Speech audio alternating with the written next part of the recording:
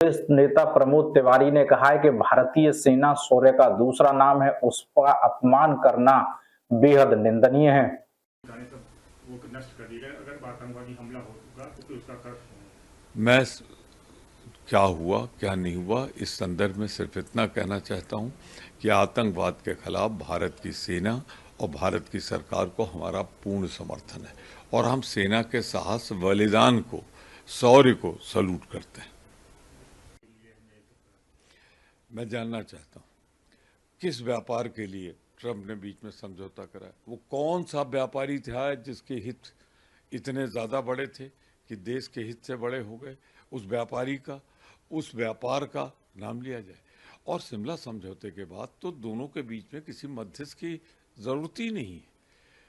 वो जो कुछ भी करना था करना है, हम दोनों देश के बीच में बात होगी, मध्यस्थ की जरूरत नहीं। और ये सूचना थी, ये आदेश था। भारत सरकार घोषित नहीं कर रही, पाकिस्तान घोषित नहीं कर रही है, ट्रंप वाशिंगटन से घोषित करने की युद्ध विराम हो गया। ये हमारी सेनाओं के शौर्य, बलिदान और साहस को कमतर आंकने की एक कोशिश है जिसके लिए हम माफ नहीं कर सकते। शर्मनाक, दुखद और भारत की महान सेना का अपमान करने वाला बयान भारतीय जनता पार्टी के कैबिनेट मंत्री ने दिया है और वो अभी कैबिनेट मंत्री बना हुआ है। ऐसे मंत्री को सरकार से बाहर निकालकर सर्वोच्च नेतृत्व को माफी मांगनी चाहिए। कर्नल सोफिया कुरैशी खुद उन्होंने नेतृत्व किया, वो सेना की आवाज बनी थी।